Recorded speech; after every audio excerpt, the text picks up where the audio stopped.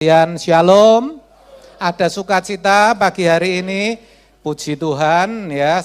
Pertama saya ucapkan selamat Natal kepada Bapak Ibu Saudara sekalian, biarlah berkat Natal yang kita terima pada hari ini benar-benar boleh memperbaharui kehidupan kita. Tema yang diberikan kepada saya adalah Yesus Kristus datang sebagai terang. Dan saya ambil subtema hidup dalam terang. Ayat yang diberikan terambil dari Yohanes 12 ayat 46. Demikian bunyinya. Aku telah datang ke dalam dunia sebagai terang, supaya setiap orang yang percaya kepadaku jangan tinggal di dalam kegelapan. Saudara, ini perkataan dari Yang Mulia Tuhan Yesus sendiri. Dan untuk mengetahui isi dan maksud daripada ayat ini, kita harus mengerti beberapa kata kunci. Kata kunci yang pertama adalah terang. Terang merupakan identitas daripada Tuhan Yesus. Saudara ingat kenapa pada hari penciptaan yang pertama Allah bersabda, jadilah terang. Sebab tanpa terang tidak pernah ada kehidupan. Jadi terang di sini menggambarkan adanya kehidupan. Tuhan Yesus sendiri berkata dalam 1 Korintus 10 ayat 10, Aku datang supaya mereka mempunyai hidup dan mempunyainya dalam segala kelimpahan. Hidup, perhatikan saudara. Dan kata kunci yang ketiga adalah kata supaya.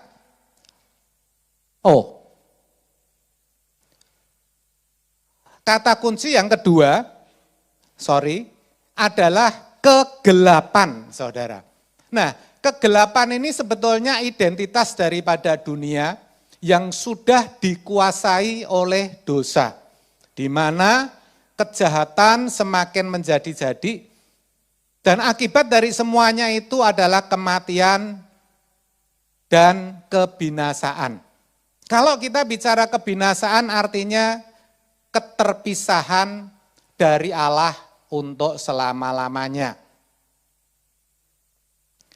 Roma 6 ayat 23 mengatakan sebab upah dosa ialah maut. Dan kata kunci yang ketiga adalah kata supaya. Kata hubung ini menjelaskan maksud dan tujuan kalimat sebelumnya. Kalau kalimat sebelumnya dikatakan aku datang sebagai terang, Tuhan Yesus berkata bahwa dirinya datang sebagai terang supaya dikatakan setiap orang yang percaya kepadaku jangan tinggal dalam kegelapan. Jadi di sini kita bisa mengerti maksud dan tujuan daripada kedatangan Tuhan Yesus ke dalam dunia. Maksud dan tujuan Natal, yaitu supaya setiap orang tidak ada yang binasa. Supaya setiap orang yang percaya kepada Yesus beroleh hidup yang kekal, saudara. Dan memang itulah tujuan utama daripada Natal, kelahiran daripada Tuhan Yesus yang sudah diberitakan sejak awal. Bahkan sebelum dia datang, malaikat sorga melalui mimpi kepada Yusuf mengatakan bahwa Maria akan melahirkan seorang anak laki-laki supaya Yusuf kasih nama Yesus. Dikatakan dialah yang akan menyelamatkan umatnya dari dosa. Matius 1 ayat yang ke-21, saudara. Juga terhadap para gembala di padang, bala tentara sorga, malaikat sorga juga menyampaikan pesan yang sama. Dikatakan sesungguhnya aku memberitakan kesukaan besar bagi seluruh bangsa. Hari ini telah lahir bagimu seorang juru selamat, yaitu Kristus Tuhan di kota Daud. Lukas 2 ayat 10 sampai 11. Jadi dari sini clear sekali saudara. Bahkan kalau saudara baca di perjanjian lama, sudah dinubuatkan oleh Nabi Yesaya dalam Yesaya 7 ayat 14 bahwa seorang dara akan melahirkan anak laki-laki. Di dalam Mika 5 ayat 1 dikatakan, hai Bethlehem, hai Efrata, yang terkecil di antara kaum Yehuda, daripadamu akan bangkit seorang yang akan memerintah Israel, seorang raja. Jadi clear sekali bahwa pesan Natal, kelahiran Yesus, kehadirannya ke dalam dunia ini hanya punya satu visi, satu tujuan, one goal, one mission, as a savior, sebagai juru selamat, untuk menyelamatkan manusia dari dosa. Namun sayang, seiring dengan berjalannya waktu, kita harus jujur akui bahwa banyak sekali orang Kristen, bahkan kebanyakan salah mengerti. Dan tidak sedikit mereka yang tidak mengerti tujuan kedatangan Tuhan Yesus. Gereja pun memberitakan sesuatu yang kurang kuat akan maksud dan tujuan kedatangan Tuhan Yesus. Sehingga dikesankan kehadirannya di dunia ini untuk memberikan kejayaan kepada manusia yang percaya kepadanya. Supaya orang-orang yang percaya kepada Tuhan Yesus hidupnya bisa diberkati dengan berkat-berkat lahiriah, dengan berkat-berkat jasmani. Padahal jelas Alkitab berkata, bahwa maksud dan tujuan Yesus ke dalam dunia ini adalah untuk menyelamatkan yang hilang. Dia datang bukan untuk orang benar, tapi untuk orang sakit, untuk orang berdosa. Pertanyaannya sekarang, bagaimana agar orang yang percaya kepada Yesus tidak tinggal di dalam kegelapan. Tadi dikatakan supaya setiap orang yang percaya kepadaku jangan tinggal dalam kegelapan. Pertanyaannya bagaimana? Pertanyaan yang sama dengan kalimat yang lain bisa kita katakan, bagaimana agar orang Kristen itu bisa memiliki hidup, bisa beroleh hidup yang kekal dan tidak mengalami kebinasaan. Pertanyaan sederhana saudara, apakah ini otomatis ketika kita hanya berkata dan mengaku aku percaya kepadamu Tuhan Yesus, lalu kita diselamatkan? Tentu tidak Bapak Ibu Saudara, tetapi dengan mengalami proses perubahan dari manusia lama menjadi manusia baru. Sebab keselamatan di dalam Kristus Yesus bukan sekedar terhindar dari api kekal neraka dan diperkenan untuk masuk ke dalam kerajaan surga, tetapi proses dikembalikannya manusia ke rancangan Allah semula. Rancangan Allah dalam hidup manusia sudah rusak karena dosa, manusia kehilangan kemuliaan Allah, yang artinya tidak lagi bisa mengerti apa yang dimau Tuhan, tidak lagi bisa mengerti apa yang menjadi kehendak Tuhan. Yang akibatnya adalah tidak selamat atau binasa. Maka agar beroleh keselamatan harus dikembalikan ke rancangan Allah semula. Harus mengalami proses perubahan dari manusia daging menjadi manusia roh. Jadi yang namanya keselamatan yang identik dengan kita menerima Yesus itu adalah proses. Katakan proses. Katakan ke kanan kirimu, proses Pak, Bu, Kak. Ya, proses. Ya. Kita akan baca apa yang tertulis dalam Efesus 4 ayat 22 sampai 24. Yaitu bahwa kamu berhubung dengan kehidupan kamu yang dahulu harus menanggalkan manusia lama yang menemui kebinasaannya oleh nafsunya yang menyesatkan. Jadi kita ngerti dari ayat ini, kenapa kita harus berproses dari manusia lama menjadi manusia baru. Karena manusia lama akan menemui kebinasaan. Ayat 23, supaya kamu dibaharui di dalam roh dan pikiranmu, dan mengenakan manusia baru yang telah diciptakan menurut kehendak Allah di dalam kebenaran dan kekudusan yang sesungguhnya. Menanggalkan manusia lama, mengenakan manusia baru, itu berarti sesungguhnya kita orang yang percaya kepada Yesus itu diciptakan ulang menurut kehendak Allah di dalam kebenaran dan kekudusan.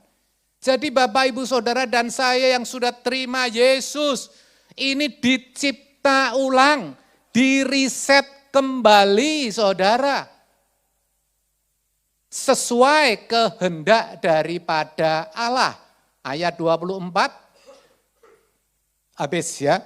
Nah, Bapak, Ibu, Saudara, kalau kita mau mengalami proses perubahan dari manusia lama ke manusia baru, kita mesti mengerti manusia lama itu apa.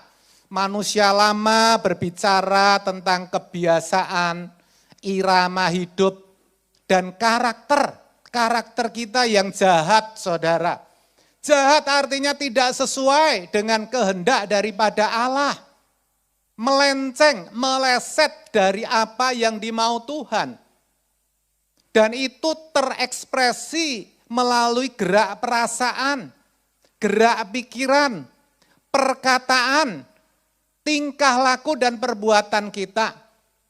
Manusia lama itu sering muncul secara tiba-tiba dan kadang tanpa bisa kita kendalikan lagi, saudara. Kita seringkali tidak berdaya menghadapi manusia lama kita. Kita seringkali akhirnya jatuh dan berlaku kasar. Pikiran kita jahat, maunya melakukan sesuatu yang jahat kepada orang lain.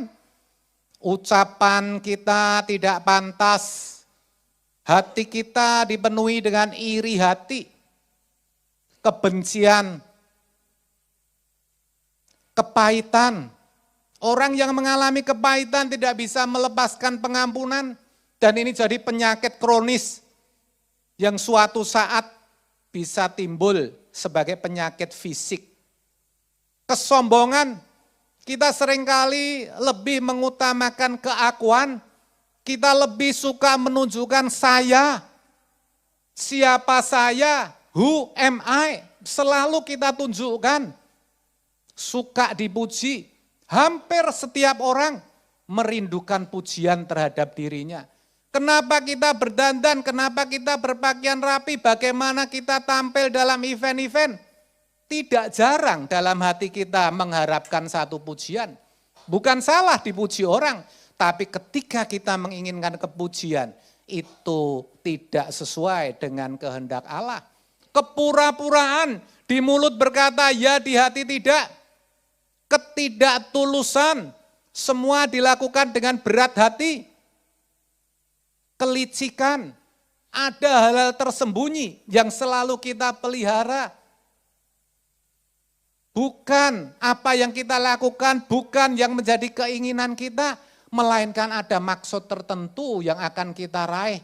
Kita licik, kita picik. Juga hal-hal sederhana yang sering kita alami dalam hidup ini. Kita sangat sulit untuk menghindari yang namanya ketakutan ketika menghadapi tekanan hidup. Kecemasan, kekhawatiran. Coba Bapak Ibu Saudara renungkan. Apakah manusia lama ini masih ada di dalam hidupmu? Seberapa besar dia menguasai hidupmu? Rata-rata Bapak Ibu Saudara, kalau kita masih jujur, kita masih hidup dalam manusia lama. Sekalipun dimensi hidup kita, manusia lama dan manusia baru. Tapi manusia lama kita lebih kuat. Dan semua itu harus kita buang. Dan tidak boleh lagi ada di dalam diri kita. Dengan kata lain, sebagai orang percaya, kita harus belajar dan terus belajar mengenakan manusia baru. Katakan manusia baru. Mengenakan manusia baru itu seperti apa, Pak? Mengenakan manusia baru berarti belajar hidup sesuai dengan apa yang Tuhan kehendaki. Selalu mencari tahu apa toh yang Tuhan kehendaki dalam hidupku, lalu kita penuhi, lalu kita selesaikan. Dan itulah ciri orang yang menerima terang Kristus. Bapak Ibu Saudara sudah menerima terang Kristus belum? Rata-rata kita jawab sudah. Tapi pertanyaannya, apakah kita sudah melakukan kehendak Bapa di dalam hidup kita? Itu masalahnya Bapak Ibu Saudara. Yusuf, ayah daripada Yesus, melakukan kehendak Allah Bapa. Ketika bangun dari tidurnya, dia mengambil satu keputusan untuk mengambil Maria sebagai istrinya. Sekalipun Maria sudah hamil. Matius 1 ayat 24. Maria pun demikian. Bapak Ibu Saudara, dia berkata jadilah kehendakmu, jadilah aku ini hambamu, jadilah sesuai perkataanmu. Lukas 1 ayat 38. Maria melakukan kehendak Bapa dengan merelakan dirinya dengan ikhlas untuk menjadi ibu daripada bayi Yesus. Sekalipun itu mengandung resiko yang besar. Pertanyaannya, sekarang apa kehendak Bapa di dalam kehidupan kita? Orang-orang yang percaya kepada Tuhan Yesus. Saudara, kalau Allah menciptakan langit dan bumi di Kejadian 1 ayat 1, kedatangan Tuhan Yesus itu untuk menjadikan atau menciptakan manusia baru. Siapa manusia baru? Bapak Ibu Saudara yang sudah dipanggil dan dipilih dari sekian miliar orang menjadi umat pilihan, menjadi orang Kristen. Lalu pertanyaannya, kalau begitu Pak, bagaimana caranya kita bisa menanggalkan manusia lama dan mengenakan manusia baru? Sebabkan itu yang dimau oleh Tuhan, agar kita bisa beroleh hidup yang kekal. Dengan pertanyaan yang sama, bagaimana kita bisa hidup dalam terang Kristus? Orang yang menerima terang otomatis menjadi terang, amin saudara. Bagaimana kita bisa hidup dalam terang Kristus? Jawabnya, dengan mengalami pembaharuan roh dan pikiran. Di dalam Efesus 4 ayat 23 tadi sudah kita baca, dituliskan supaya kamu dibaharui di dalam roh dan pikiranmu. Roh dan pikiran kita harus dibaharui, katakan amin. Saudara mesti ngerti, sebelum manusia jatuh ke dalam dosa, hidup manusia, perilaku manusia itu dikuasai oleh roh. Sebab roh manusia itu bisa sejalan dengan roh Allah, mengerti kemauan Allah, sehingga apapun yang dilakukan sesuai dengan kehendak Allah.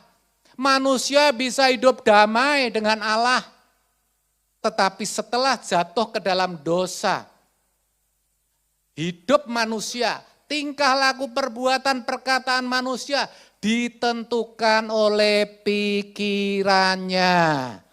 Yang menentukan hidup Bapak Ibu Saudara sekarang adalah pikiranmu. Katakan ke sebelah-sebelah, pikiranmu, bukan yang lain, pikiran. Maka kalau kita mau dibaharui di dalam roh dan pikiran, harus diawali dengan pembaharuan pikiran dulu. Ngerti saudara? Pikiran dulu yang harus dibaharui. Pikiran ini harus dibaharui dengan apa? Dengan kehendak daripada Allah. Clear banget saudara. Kehendak daripada Allah itu apa? Firman-Nya. Firman Allah. Maka di dalam Roma 12 ayat 2 dikatakan, berubahlah oleh pembaharuan budimu. Budi bicara tentang akal, bicara tentang pikiran. Berubahlah oleh pembaharuan budimu. Kita harus mengalami pembaharuan pikiran. Pikiran kita harus diisi dengan kehendak Allah.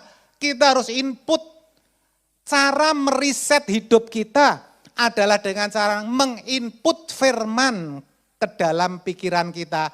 Setiap hari, setiap saat. Sampai firman itu betul-betul menjadi daging, sarkos. Sampai firman itu menjadi manusia, dikatakan di dalam Yohanes 1. Artinya betul-betul menggores di dalam hati sampai menjadi perilaku, saudara. Dan ini dibutuhkan ketekunan dan kemauan yang kuat. Kalau orang Kristen sampai tidak menyukai firman, itu kartu mati, menyia-nyiakan anugerah. Dan jujur banyak orang Kristen yang tidak suka firman. Ya, lebih suka makanan-makanan jasmani yang enak-enak, lebih suka hiburan-hiburan yang membuat hati senang sesaat, saudara. Tetapi kalau untuk merenungkan firman gak punya waktu. Tapi kalau untuk waktu yang lain, melakukan yang lain punya banyak waktu. Bahkan bisa disempet-sempetin saudara. Ironi, kasihan sekali orang-orang seperti ini, kartu mati. Ya saudara, gak dapat apa-apa. Ke gereja, jadi orang Kristen, katanya percaya kepada Yesus, tapi gak dapat apa-apa. Memang, untuk mengalami pembaharuan pikiran itu tidak gampang dan berat. Sebab apa? Pikiran kita itu terlanjur jahat. Terlanjur jahat artinya terlanjur tidak sesuai dengan kehendak Tuhan.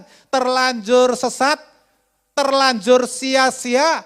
Banyak pikiran sia-sia ada di kepala kita. Dan itu sudah berlangsung sejak kita lahir.